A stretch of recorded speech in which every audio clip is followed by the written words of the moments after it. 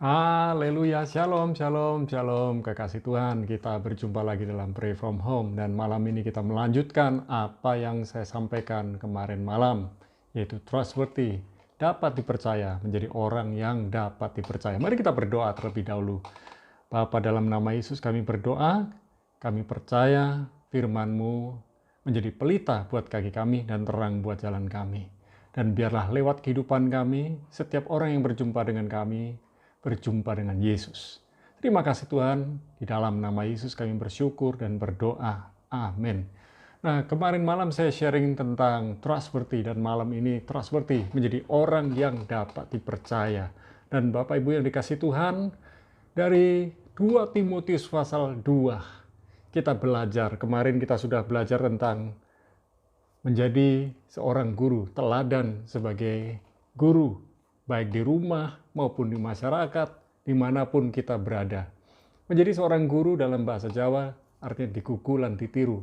Artinya menjadi teladan dan menjadi contoh. Saudara, kita juga belajar menjadi seorang prajurit, yaitu tentara, dan menjadi seorang atlet dan petani. Saudara, kita hari ini, malam ini kita akan belajar dari 2 Timotius 2 ayat 15-19, berbicara mengenai seorang pekerja, worker.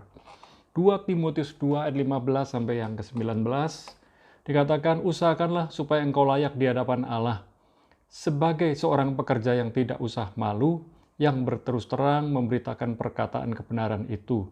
Tetapi hindarilah omongan yang kosong dan yang tak suci, yang hanya menambah kefasikan. Perkataan mereka menjalar seperti penyakit kanker di antara mereka, termasuk Himenius dan Filetus. Dan yang telah menyimpang dari kebenaran dengan mengajarkan bahwa kebangkitan kita telah berlangsung dan dengan demikian merusak iman sebagian orang. Tetapi dasar yang diletakkan Allah itu teguh dan meterainya ialah Tuhan mengenal siapa kepunyaannya. Dan setiap orang yang menyebut nama Tuhan hendaklah meninggalkan kejahatan.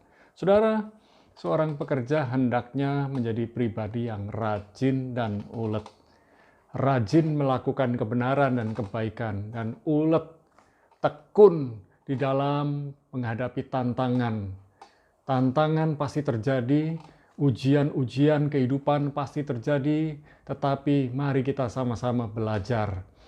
Bersandar kepada Tuhan, melekat dengan Tuhan, dan taruh harapan kita di dalam Tuhan. Sebagai seorang pekerja, kita layak untuk mendapatkan berkat. Saudara, banyak orang berpikir kalau kita bekerja itu mencari uang. Seringkali papa dan mama, ayah dan ibu berkata kepada anaknya, papa dan mama, ayah dan ibu pergi untuk mencari uang. Saudara, mencari uang itu terbatas. Tetapi kalau kita mengumpulkan berkat Tuhan, itu tidak terbatas. Mari kita ubah pola pikir kita ubah perkataan kita dari mencari uang, mengais-ngais uang, mengais-ngais rezeki, dibalik diubah menjadi mengumpulkan berkat. Waktu kita mengumpulkan berkat, berkat dari Tuhan itu tidak terhingga. Berkat dari Tuhan itu tidak terduga. Memang ada yang kita bisa duga seperti gaji. Dan ada hal-hal lain yang tidak bisa kita duga. Itulah berkat Tuhan. Jadi mari kita berpikir luas sebagai seorang pekerja. Apapun jenis pekerjaan kita. Orang pikir kalau ada orang bekerja di gereja itu lebih rohani. Buat saya tidak. Bekerja di gereja maupun bekerja di toko, di apotek dan di tempat yang lain itu sama. Sama di hadapan Tuhan. Yang penting menjadi orang yang bertanggung jawab. Saudara yang dikasih Tuhan, mari kita bekerja dan mengumpulkan berkat Tuhan. Waktu kita mengumpulkan berkat Tuhan, kita menjadi pengelola berkat Tuhan. Waktu kita menerima berkat Tuhan, jangan kita genggam, jangan kita pakai buat diri kita sendiri, tapi pakailah untuk mendukung orang lain, membantu orang lain, mendukung pekerjaan Tuhan, mendukung hamba-hamba Tuhan. Dan saudara akan lihat, kita menjadi pengelola bukan makin miskin, tapi makin diberkati Tuhan. Karena kita menjadi orang yang bisa dipercaya. Hal yang berikutnya, setelah hal yang kelima kita belajar dari seorang pekerja. Kita kemarin bicara tentang guru, tentara, atlet, petani. Sekarang kita bicara tentang pekerja. Kemudian kita belajar dari sebuah bejana. dari 2 Timotius 2 ayat 20 sampai 22. Dikatakan demikian, dalam rumah yang besar bukan hanya terdapat perabot dari emas dan perak, melainkan juga dari kayu dan tanah. Yang pertama dipakai untuk maksud yang mulia dan yang terakhir untuk maksud yang kurang mulia. Jika seorang menyucikan dirinya dari hal-hal yang jahat, ia akan menjadi perabot rumah untuk maksud yang mulia. Ia dikuduskan, dipandang layak untuk dipakai tuannya, dan disediakan untuk setiap pekerjaan yang mulia. Sebab itu jauhilah nafsu orang muda, kejarlah keadilan, kesetiaan, kasih, dan damai bersama-sama dengan mereka yang berseru kepada Tuhan dengan hati yang murni. Saudara, kita ini diibaratkan sebagai bejana. Dan yang namanya bejana itu dituntut, dibutuhkan yang namanya kemurnian hidup dan kemurnian motivasi. Saudara yang dikasih Tuhan, bejana waktu dibentuk, waktu dibuat dari tanah liat, dia dengan tekanan khusus, dengan panas yang khusus, jika didapati ada batu kerikil, maka yang namanya bejana itu harus dihancurkan kembali, dibentuk kembali. Oleh sebab itu mari kita jaga hati kita murni, jaga motivasi kita murni, jaga kekudusan hidup, jaga kekudusan mata, pikiran, perkataan, dan telinga kita. Mari kita saring apa yang kita lihat, apa yang kita dengar, dan belajar memperkatakan kebenaran dan kebaikan lewat tutur kata kita. Saudara yang dikasih Tuhan, tidak ada yang mustahil bagi Tuhan, bagi setiap orang yang menjaga hatinya dengan murni, menjaga motivasinya benar, dan sebagai bejana, hendaknya kita siap dibentuk. Orang yang siap dibentuk, siap diproses, dia juga siap untuk menjadi orang yang sukses. Tuhan tidak memproses saudara untuk menjatuhkan saudara. Tuhan memproses saudara supaya saudara dipersiapkan untuk the next level. Saudara yang dikasih Tuhan, hal yang keenam bicara tentang sebuah bejana. Hal yang ketujuh bicara tentang seorang pelayan. 2 Timotius 2 ayat 23 sampai yang ke-26. Hindarilah soal-soal yang dicari, yang bodoh dan yang tidak layak. Engkau tahu bahwa soal-soal itu menimbulkan pertengkaran. Sedangkan seorang hamba Tuhan tidak boleh bertengkar, tetapi harus ramah terhadap semua orang. Ia harus cakap mengajar, sabar, dan dengan lemah lembut dapat menuntun orang yang suka melawan. Sebab mungkin Tuhan memberikan kesempatan kepada mereka untuk bertobat dan memimpin mereka sehingga mereka mengenal kebenaran. Dan dengan demikian mereka menjadi sadar kembali karena terlepas dari jerat iblis yang telah mengikat mereka pada kehendaknya. Saudara yang dikasih Tuhan, kita harus tahu status kita adalah warga kerajaan Allah. Dan bukan aja sebagai warga kerajaan Allah, kita ternyata juga menjadi duta besar kerajaan Allah. Artinya, asal kita adalah di kerajaan Allah dan kita ditempatkan di bumi. Saudara, fasilitas kerajaan Allah sebenarnya ada pada kita. Tentu sesuai dengan kapasitas dan kepercayaan Tuhan kepada kita. Tetapi kita juga harus punya mentalitas sebagai anak raja. Ingat baik-baik, Tuhan itu adalah raja. Dia adalah pemilik alam semesta. Langit dan bumi punya dia. Tentu sebagai anak raja, kita bukan menjadi seorang yang meminta-minta, tetapi seorang yang selalu bersyukur karena penyediaan, karena segala sesuatu fasilitas yang dari kerajaan Allah disediakan buat kita. Oleh sebab itu, mari kita belajar bersyukur senantiasa dengan segala sesuatu yang Tuhan sudah sediakan buat kita. Dan jangan bersungut-sungut. Saudara, kita harus juga belajar sebagai anak raja, kita harus rela untuk melayani dan punya kesukaan, kesenangan melayani orang lain. Saya percaya kalau Tuhan Yesus, yaitu Raja di atas segala raja, datang ke bumi untuk melayani dan bukan dilayani. Marilah kita belajar dari mentalitas Yesus, dari karakter Yesus, yaitu suka melayani dan rela melayani. Saudara, waktu kita melayani mungkin bukan pujian yang kita dapat, tetapi mungkin cibiran, mungkin olok-olok. Tetapi percayalah, kalau kita adalah anak raja, status kita tidak akan berubah. sekalipun ada orang mengolok-olok kita.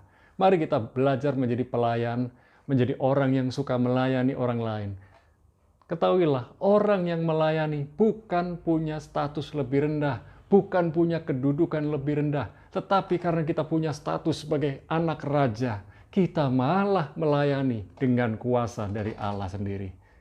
Mari kita belajar percaya bahwa sebagai pelayan kita dapat mandat, otoritas dari Tuhan memberitakan kabar baik buat semua orang. Dan sebagai kesimpulan, apa yang Tuhan mau dari kita?